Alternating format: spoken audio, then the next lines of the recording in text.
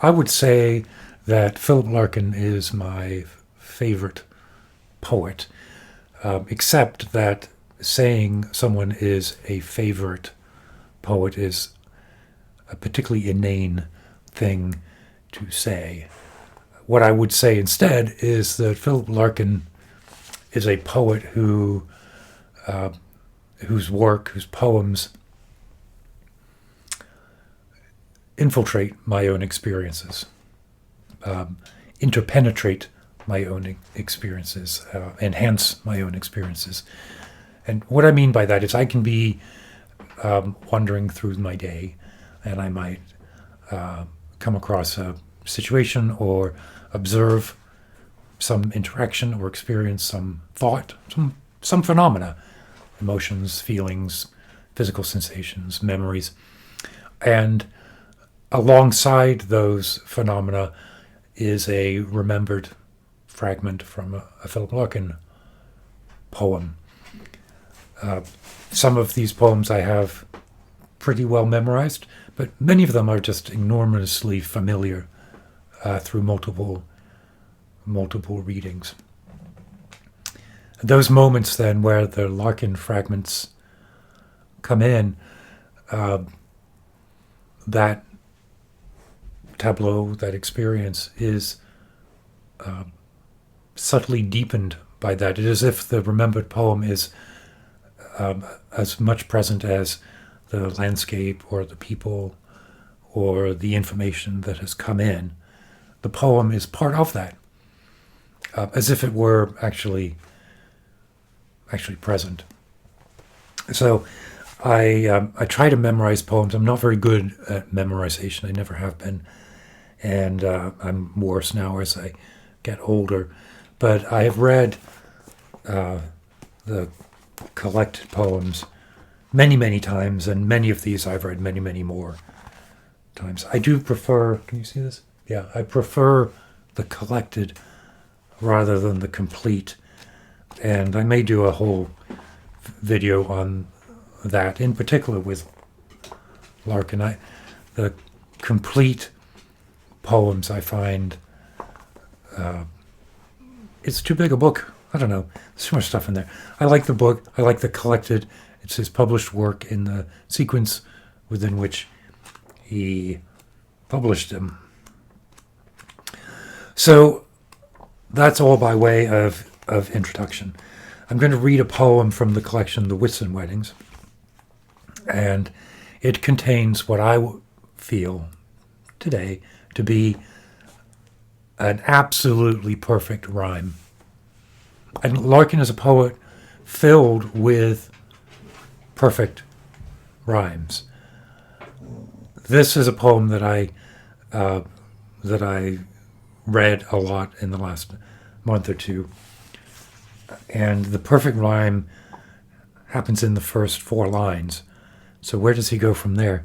Well, it's a short poem that introduces, I think, Larkin's idea of beauty as truth. But Larkin would never say that, because truth is beauty, beauty, truth is anathema to the mindset and to the poetic sensibility of Larkin. Larkin will see beauty, but there is a recognition that it is a flawed beauty because our lives are flawed. This is a man who wrote a poem about a toad, using toad as a metaphor.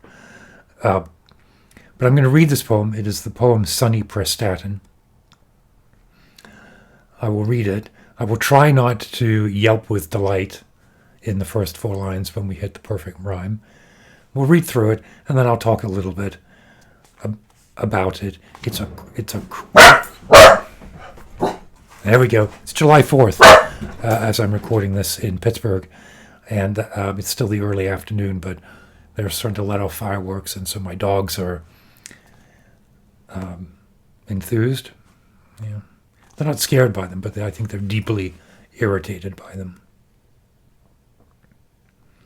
So there's some incredibly crass words in this poem. That is part of Larkin. It is the the entire rough and tumble of the language that highlights all manner of experience. I read this poem and I am left with a deeply melancholy, absolutely ecstatic image of the divine beauty.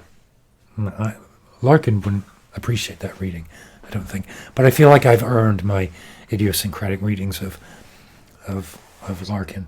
And so that is how I approach this poem, or how I now approach it on rereading and having internalized it. It is as if there is a divine goddess. In Tibetan Buddhism, we have the concept of the Dakini, sort of an embodiment of compassion, or an embodiment of protection, or the tutelary deity of the tradition is one of the Dakinis. Wisdom, compassion, sort of aspects of practice. And I read this poem and I hear the woman who's described as a Dakini. Here's a tangent before we get to the poem. Well done if you're sticking through this. By the way, you're desperate to hear the perfect rhyme, and you'll get to it, and it will be absolutely worth it, I promise. But for a while, for several years, my job took me between Pittsburgh and New York, and I would be in the New York offices in Manhattan. And I don't know New York, and I don't know people there. My hotel was always around the Battery Park area, which was a very short walk then to the offices that I worked in. So my hotel would be close to the river. It's at the Hudson. It's a big river. And I would walk. I particularly remember one December where I was trying to memorize one of the more complicated chant practices of the Bon tradition. And I would walk along the river back and forth, maybe 10 minutes out, 10 minutes back, 10 minutes out, 10 minutes back, reciting the chant. The chant took about 10 to 15 minutes. So I would go out, back. I would do it 4 times. And I would catch the bits that I couldn't remember. I'd go back to my hotel room, and then I would study it. So I was sort of muttering the Tibetan chant as I walked back and forward. And then one particular night, I was there for 3 or 4 days a week,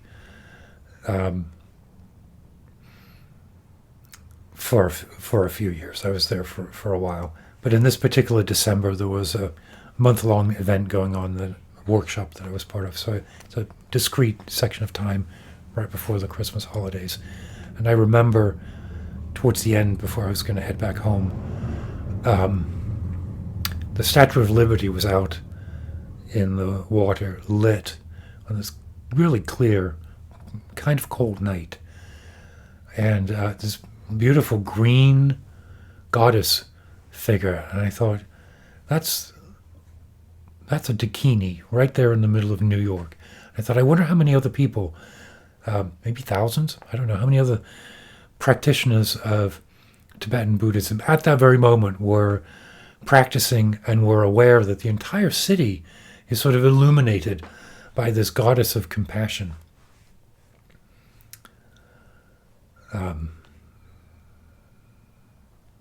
Anyway, let me read the poem. And I'll see if I can dig up an image online of what I think this might look like as well. Come to Sunny Prestatyn, laughed the girl on the poster, kneeling up on the sand in tautened white satin. I mean, there it is. If I were to meet Philip Larkin, and say, I'm a great fan of your work, and apparently when people said that, he would say, oh, you do? Well, what's your favorite? It's kind of a little test, maybe. This, I would say, come to Sunny Prestatyn, the girl in the poster, kneeling up in the sand in tautened tautened white satin and Sunny Prestatyn. I just think tautened white satin, Sunny Prestatyn. It's such an elegant fucking rhyme.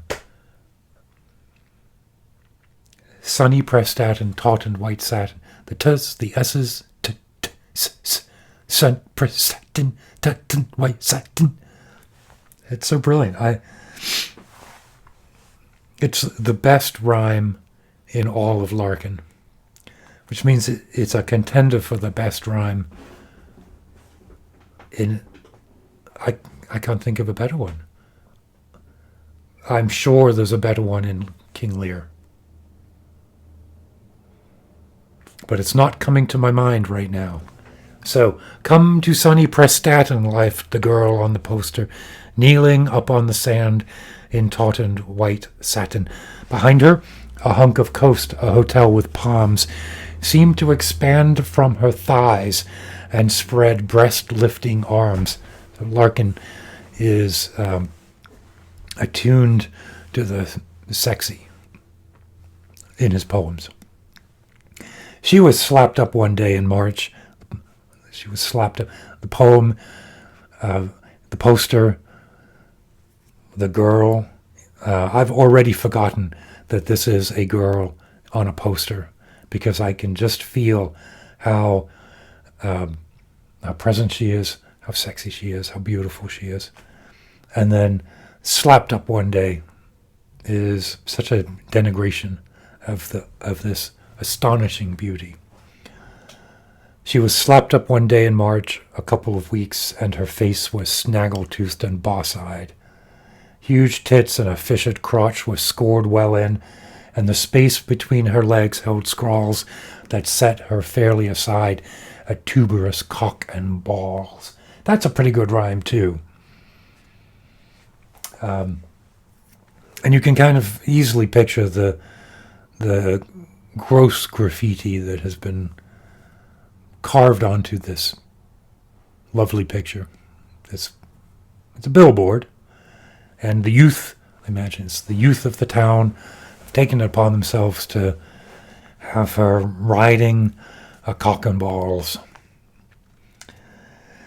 Between her legs held scrawls that set her fairly astride, a tuberous cock and balls, autographed Titch Thomas, while someone had used a knife or something to stab right through the mustachioed lips of her smile. That's a nice rhyme. It's not a rhyme, cadence.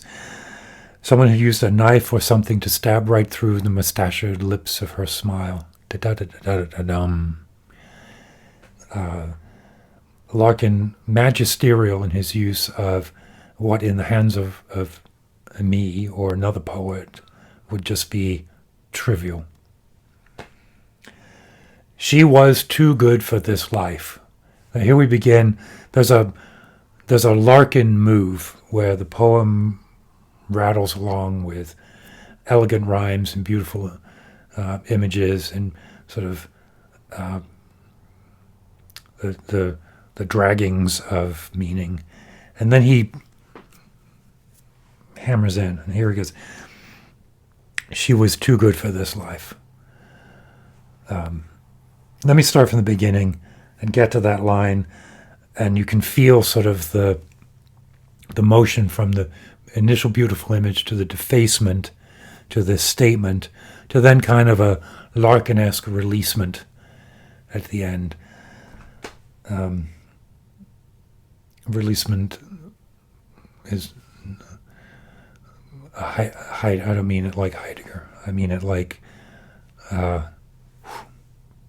loose, like a left breath at the end. Come to Sunny Prestatyn, laughed the girl on the poster, kneeling up in the sand in tautened white satin.